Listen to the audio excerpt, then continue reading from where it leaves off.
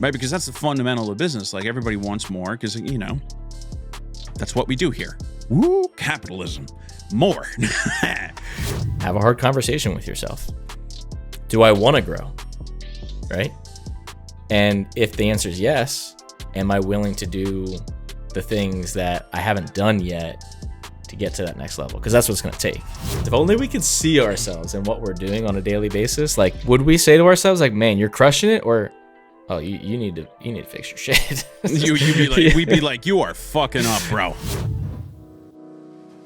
The Talk and Paint podcast is brought to you by Detailing Growth. That's detailinggrowth.com. Detailing Growth is the industry's only US-based full stack agency that provides you with full custom web design, ongoing SEO, local SEO via Google Business Profile, ad management for Google and Meta, and an entire business suite of automations with our Grit Suite CRM. Detailing Growth also helps businesses with consulting and business coaching and system implementation. Head over to detailinggrowth.com and sign up for a free strategy session.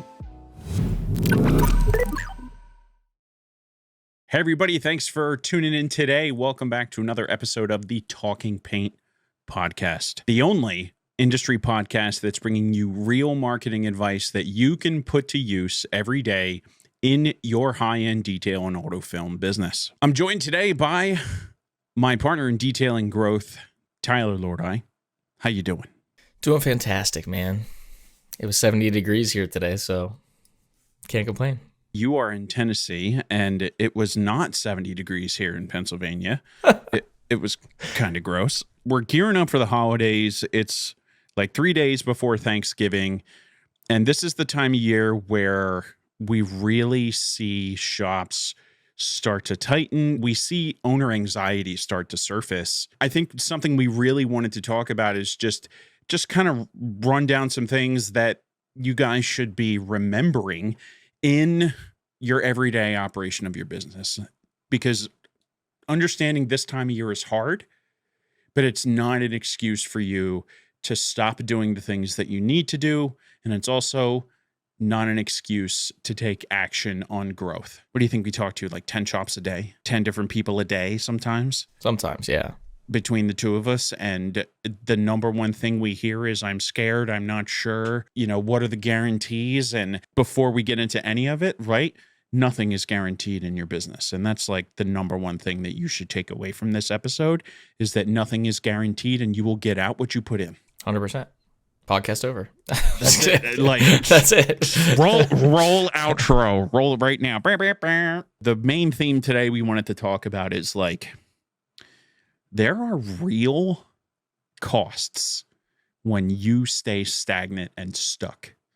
They are a hidden tax that you pay, especially this time of year when nobody wants to take action because they're scared and unsure of how the winter or colder season will shape out.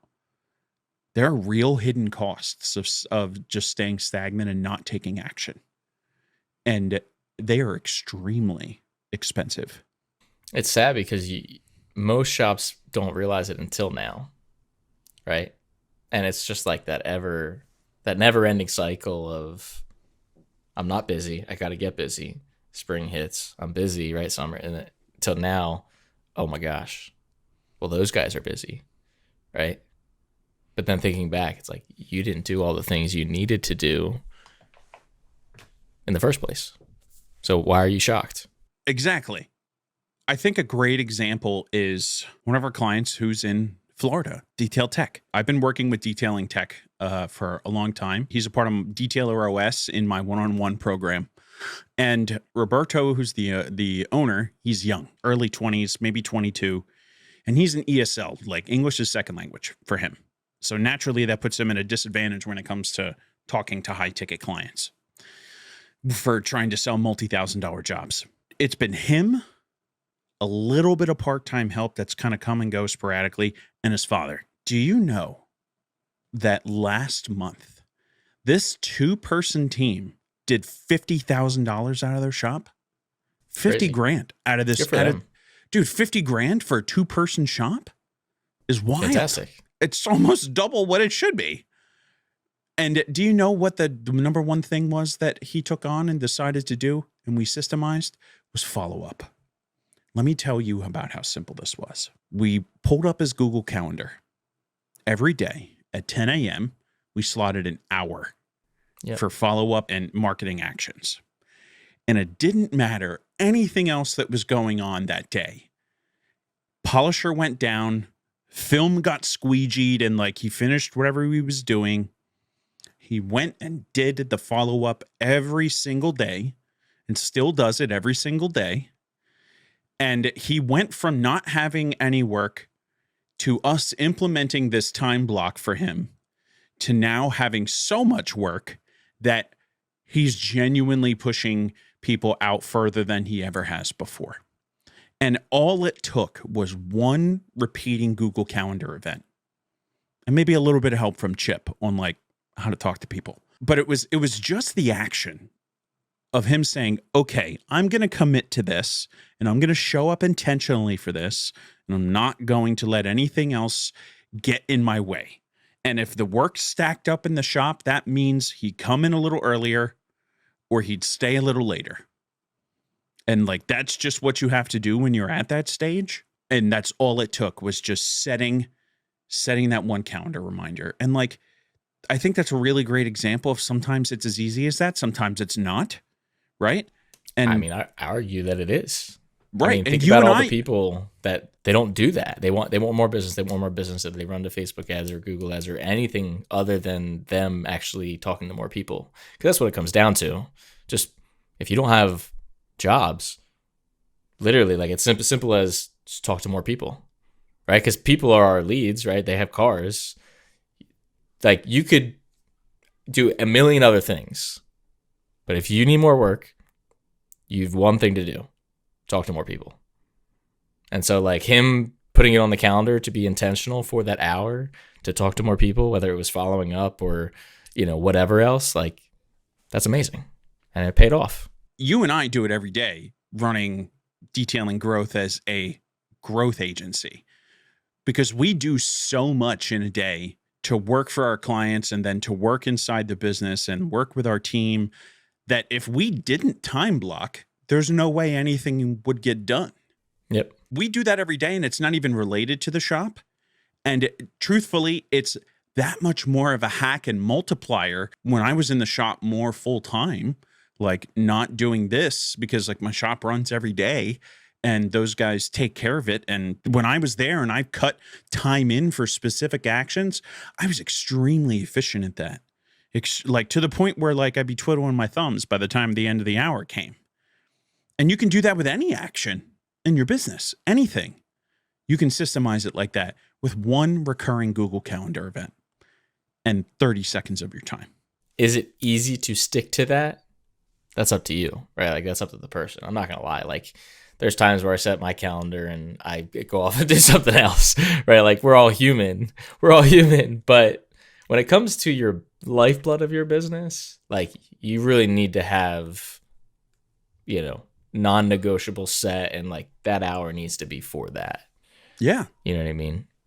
Always. Like, that's the lifeblood. I think this is a really interesting statistic. I have access to an unprecedented amount of industry data through what we do every day. And this is just some numbers that I was able to crunch. Just looking at some of the shops that we work with and their revenue track. If you're a shop that's doing $40K a month and you stay stagnant and don't grow for 12 months, meanwhile, your competitor grows by 15%.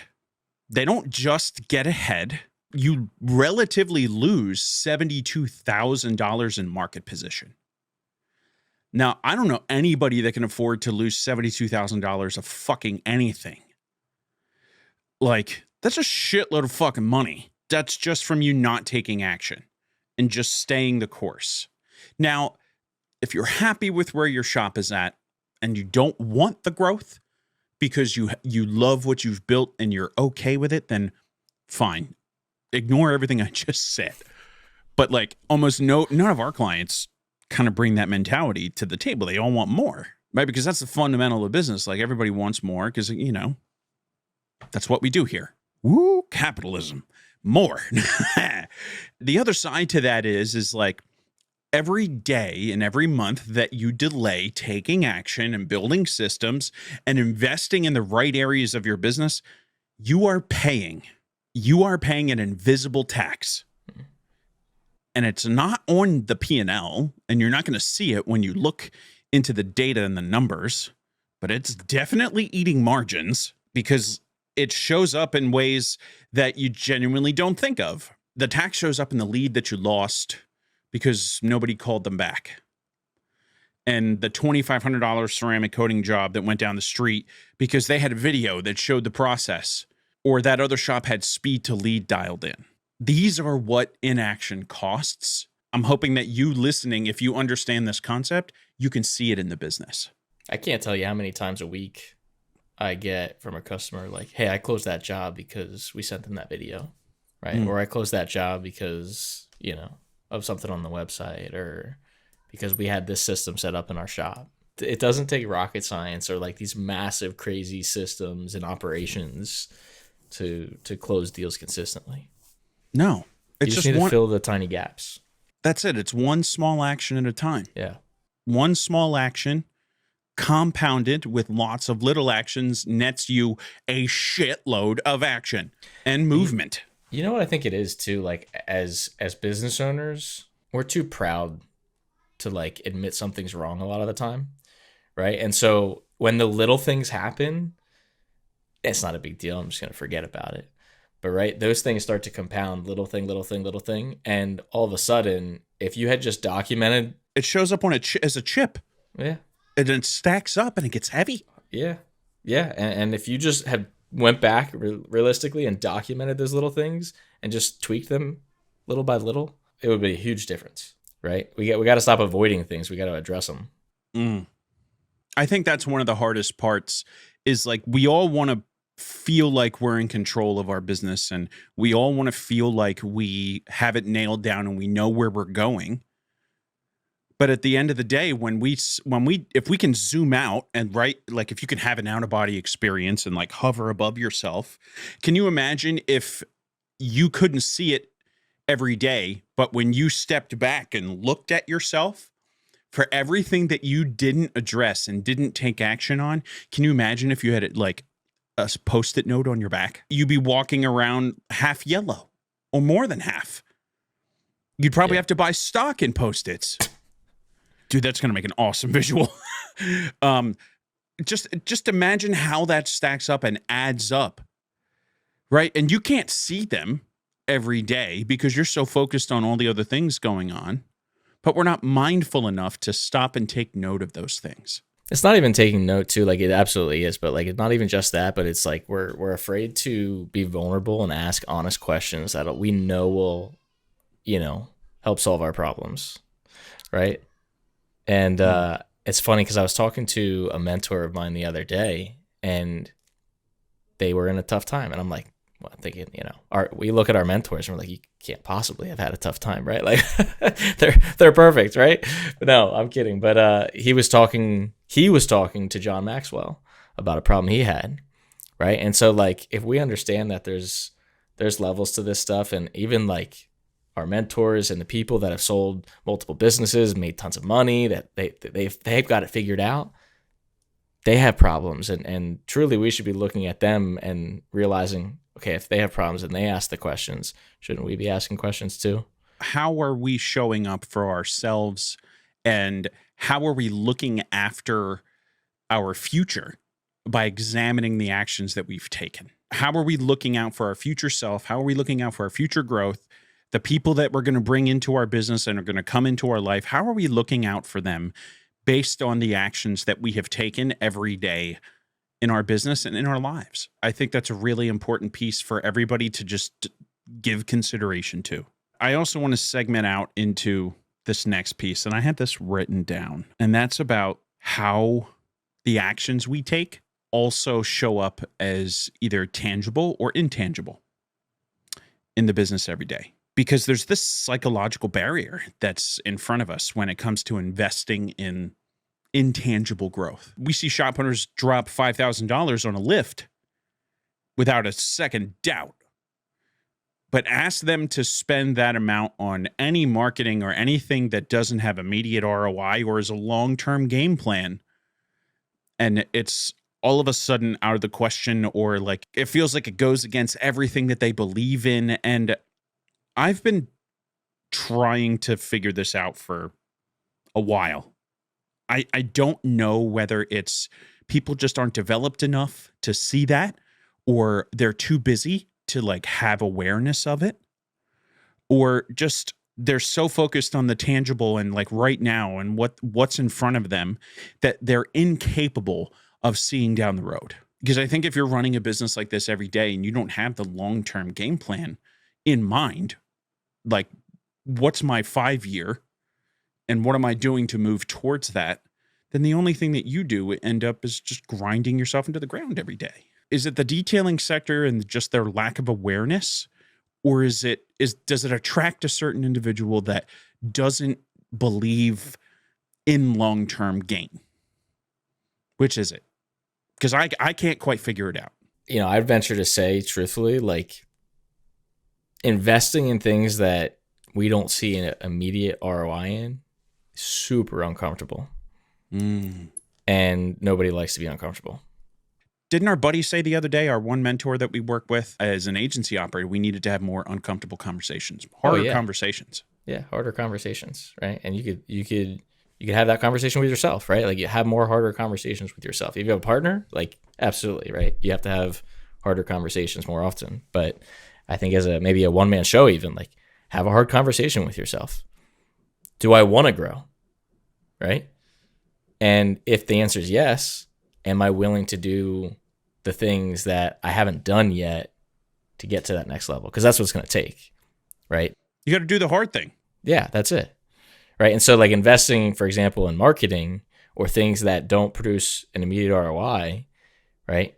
You're going to have to do things you haven't done. And it's not just about the money, right? It's about now the actions that come from what those efforts are going to, put in place. And I just that, most people, I think it comes down to just like that not wanting to get uncomfortable. I think that's a really good way to look at it, because if we're not willing to get uncomfortable, how do we expect to find that next level of growth? How do we expect to get and reach for whatever lever that is that's going to net us the gains that we need? Because the immediate and things we can see as ROI, we can take that ROI and like that's an incremental movement. Those are small gains.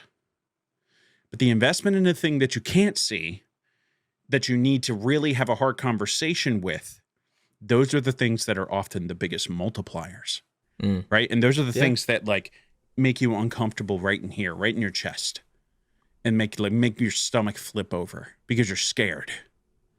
And I think that if you're coming up against a decision where you find yourself scared, you should fucking make that choice and do it. Anything tangible will force you to do the intangible, right? So like you can buy that plotter, but guess what? Now you're going to be forced to get more work to pay for that plotter and actually get use out of it.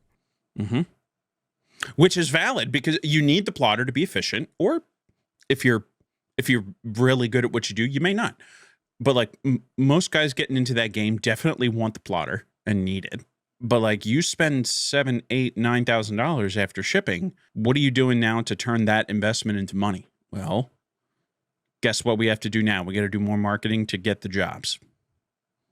So whether you invest in the tangible now or you invest in it later, I would agree with you that the intangible is absolutely going to follow up immediately after that.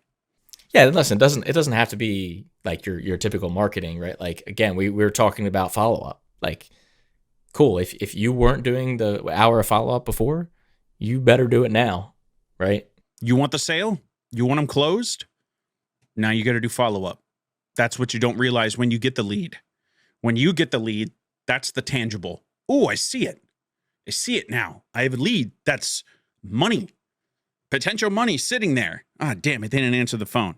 Now I don't have any money. Horseshit. Pick up the phone. Call them again. Now you got to show up for the intangible. You need to show up for the repeated actions that compound over time.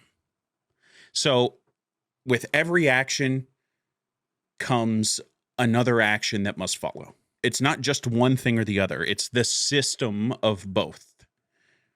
And that you've heard me kind of talk about like how everything is a system. Getting the lead and then following up to have the opportunity to sell them. And everybody has to do that. And that moves me into like being uncomfortable, because I think everybody in this industry probably shows up and starts their business for one reason or another. Whether it's a dream, they wanted financial freedom, be their own boss, controlling your own schedule, and then they become slave to it. They don't take vacations.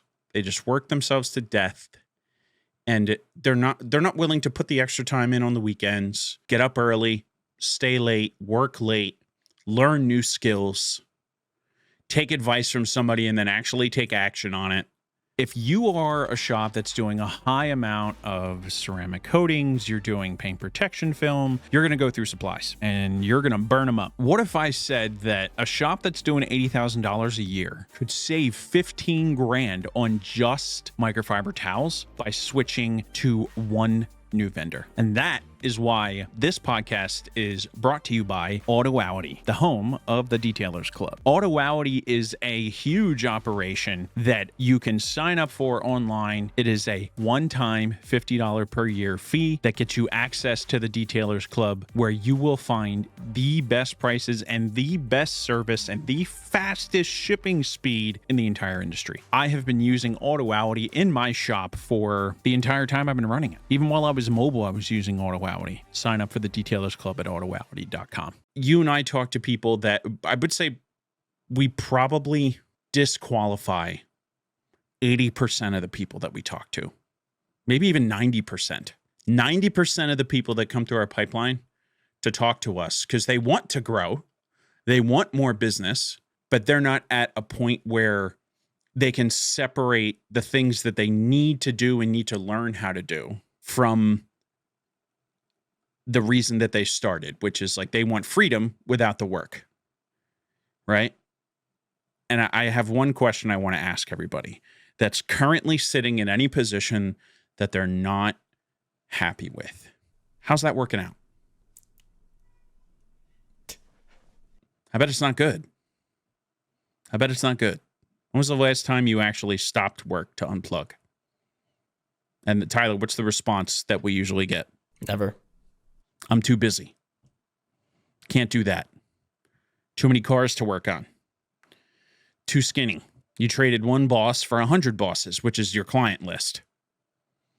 All because you weren't willing to build the dream and invest in the systems that help you gain the dream. We have clients that we've worked with for like 3 years. Oh, yeah. 3-4 years. They seem to just consistently just churn in one place. And I think that as much as I'd like to say that you and I are like the fucking best in the goddamn game when it comes to like showing up for individual shops, I truly believe that. Like, insert clip from Ricky Bobby where he's like, I wake up every morning and I piss excellence. Here's the deal. I'm the best there is, plain and simple. I mean, I wake up in the morning, I piss excellence. That's detailing growth, bro. I fully believe that because there's nobody that matches what we do. Nobody at all. And we show up for shops in ways that nobody else is. And it's frustrating to watch guys who we show up for and pour ourselves into that just don't see the bigger picture. And I'm frustrated by that. They say they want the freedom, but they really don't. Well, it's not that they don't want it. It's again that they're not willing to do the things to get it. Or they're trying to fill the void with maybe a marketing company, for example, right? Whereas that's an extension, it's not to fill a void.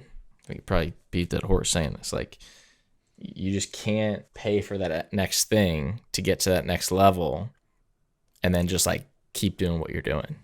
You have to level up yourself. You have to change. You have to.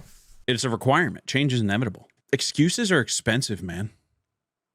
Excuses are some of the most expensive things that you'll ever come up with in your life. Because if somebody takes the time to highlight a fundamentally broken thing inside your business and all you do is come up with excuse after excuse as to why you can't fix that, What can I or you or anybody else say to you that's going to truly change your outcomes? Not an agency, a mentor, nobody on your team. If you continue to let the excuse ride you into the ground, you're going to have to pay the price. You're going to have to pay the piper. How many times do we hear, I don't have time to make content, but you have time to scroll Instagram and TikTok for an hour and fuck around. You got time to jump into Facebook groups and complain. You don't have an extra 30 seconds to a minute to like whip out your phone, slap it on the gimbal, hit the record button, and walk around the car. Bullshit. You absolutely have that. And if you don't, I guess we need to figure out the system so that you do. Because just continuing to not do those things are why you suffer and continue to triage growth and lose to everyone else. Yeah, I don't believe in the I don't have time. That's horseshit. It is absolutely the worst excuse. You call me you call me out on that every day. You're like, I'm like, I don't have time. You're like, fuck that, bro. Well, I think I don't remember when this was. It was years ago. Someone really called me out on it, and because I used to say it all the time, like, I don't have time, I don't have time, I don't have time, and it truly is just a mindset shift of I'm just not making the time. And so anytime I think or I'm about to say I don't have, I'm not making the time. What can I do in my schedule to make the time? Like, if it really matters, if you really want to grow, you will make the time to follow up. Right? You'll make the time to do the video content. You will. Because I'll be honest with you, show me your calendar, I know exactly where you're spending your time. This is like super related to shops, I'm sure. Like, if I look at your calendar and 80% of your time is on a car, I bet you can get the same results with 60%. Mm-hmm. But we're so focused in on getting it perfect, right, that we're missing out on the 20% of action that we should be taking to move the needle. The 80-20 type situation. And I'm guilty of that every day. Yeah. I mean, listen, we all are. You call me out on it all the time. Well, that's the hard conversation that we have, you know what I mean? Mm-hmm. But like you said, the out-of-body experience. If only we could see ourselves and what we're doing on a daily basis. Like, would we say to ourselves, like, man, you're crushing it? Or, oh, you need to fix your shit. We'd be like, you are fucking up, bro. We need to be able to be mature enough to actually think like that too, and have that conversation with ourselves. Because again, we, as business owners, especially young business owners, or we have our own business, we're doing our own thing. Like, nobody's as good as us, right? But if we can't step outside and actually like take a hard look at everything that we're doing, then you're not going to grow. No, you end up with net zero. Quitting early costs you a lot more in the long run. When you let those negatives pile up so high that the only inevitable out that you see is quitting, then I guarantee you it's at that time that exactly what you wanted is just on the other side of that. Always. Every time that you put short-term gain in front of long-term growth, you make getting that long-term goal even longer. Those are conscious decisions that you make, because just talking about what we do, marketing is a long game. You have to be willing to invest in somebody who's going to be in the trenches with you. Because if the go-to is to work with the guy that's just providing you with just short-term solutions, always has an excuse for you, and isn't willing to work the problem, then that tells me that if we're not willing to drill into it and work the problem, then all we value is short-term. And if all we value is short-term, we will never get the larger net outcome that we want. You're never going to get what they call outsized returns, right? Because that's ultimately what you need to grow a shop. Is you need to be able to build a business and build a brand that grows and isn't always reliant on purchasing your growth. This day and age, digital is everything. And during the growth phase and build phase, you're going to have to buy it. But you need to be able to put the time and energy into the business and show up for the business every day and show up for it even when it's hard, to build the brand that builds the referral engine, right? Because the referral engine, I think, is one of the most important pieces that a lot of these guys just miss and don't inherently think about that, because that's how you get the outsized returns. getting those jobs that you don't have to pay for. They just come. I was talking to a client a couple weeks ago, and I think we were looking at one of the months, and it was like Google only had like a 2x return. You'll know which client I'm talking about probably without me saying it, but super like amazing, omnipresent, just lead generation that they have going on between referrals and Facebook and Google and just networking, events, everything. He's like, yeah, this month Google's like 2x. And I said, yeah, but your referrals are way up. Is it fair to say like your recent Google ads have turned into referrals? And he goes, actually, yeah. And so he's compounded his Google ads, regardless of the return, whether it's 2x or 10x over time, to just feed his referral engine. I think it's hard. Most businesses make it hard because they look at, let's say 10 leads, right? They get 10 leads and they close 2 or 3, right? 20, 30%. They leave it at that. Those 7 or 8 leads, they're dust in the wind, right? Like a tumbleweed. And every single month, it's 2 or 3 out of 10, 2 or 3 out of 10, 2 or 3 out of 10. And we accept it. And that's why it's so expensive. Because month 2, right?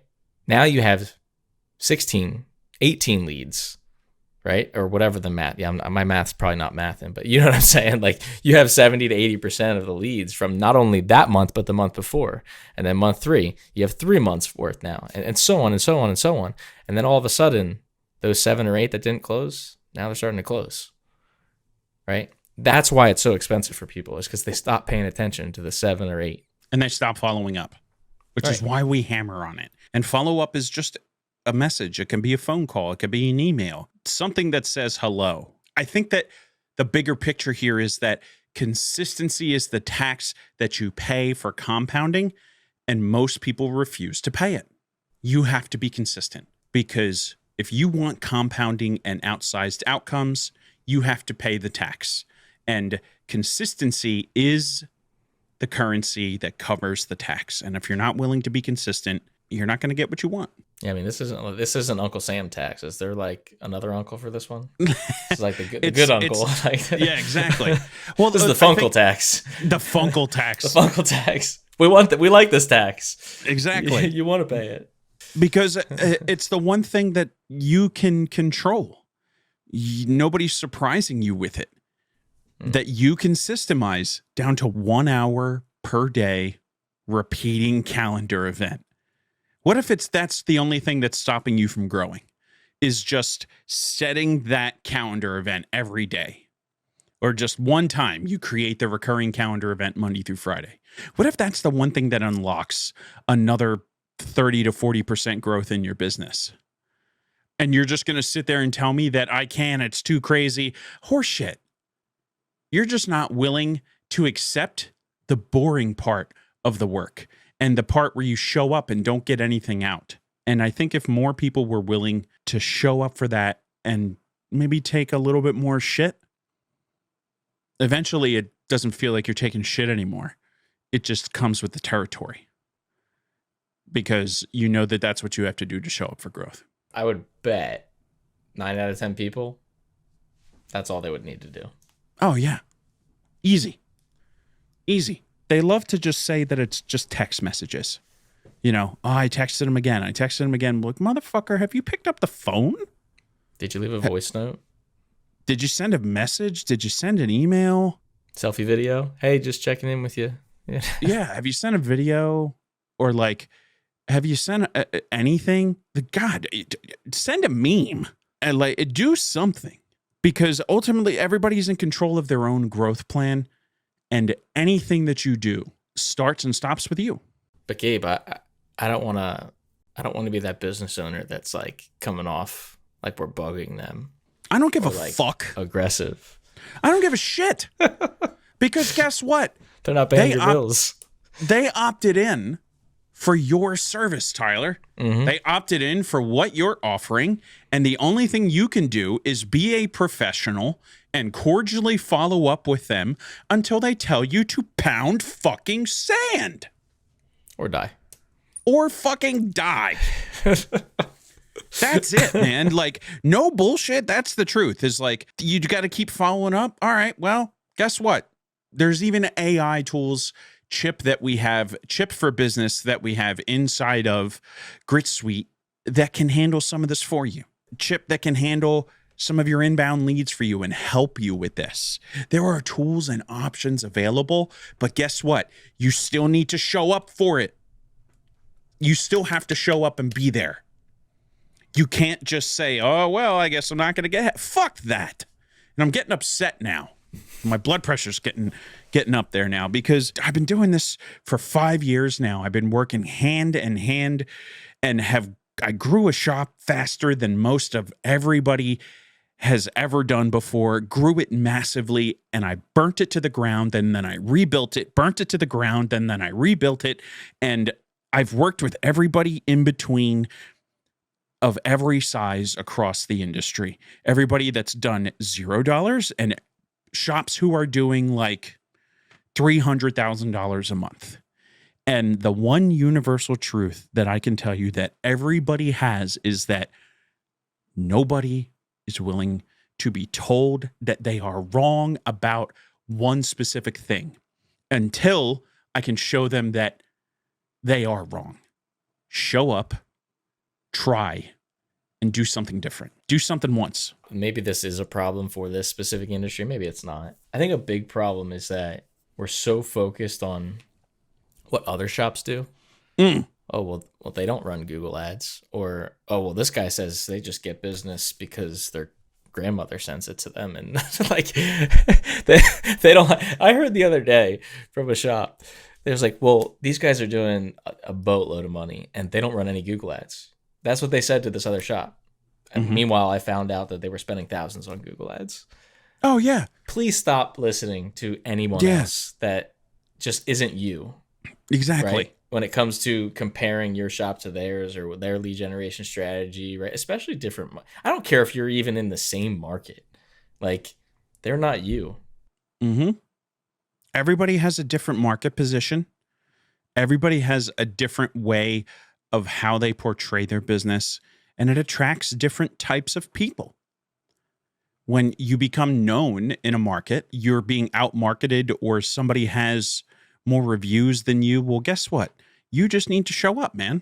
You just got to show up. Work fucking harder. I think with that note, I want to close this out because we're coming up in like 45 minutes. I just want to say that thank you for listening. Hopefully you've been listening for a while and it's not your first rodeo here. There are more than half of you that listen to this show and watch this and aren't subscribed on YouTube or aren't following us on your favorite platform, wherever you purchase your podcast. Please hit the follow button, subscribe, like, leave a comment. We want to hear from you.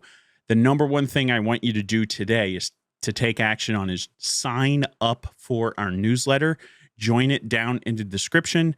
And you're also going to see a link to grab the thing that you see right now on screen. And that's the 27 ways that you can keep your shop revenue predictable. This is completely free. All you need to do is click the link down in the description or in the show notes, fill out the form, and I'm going to send it right to you. This has things that almost nobody talks about that truly make a difference in the outcome of your shop. And I want you to have that. And then after all said and done, hopefully I see you in the next one.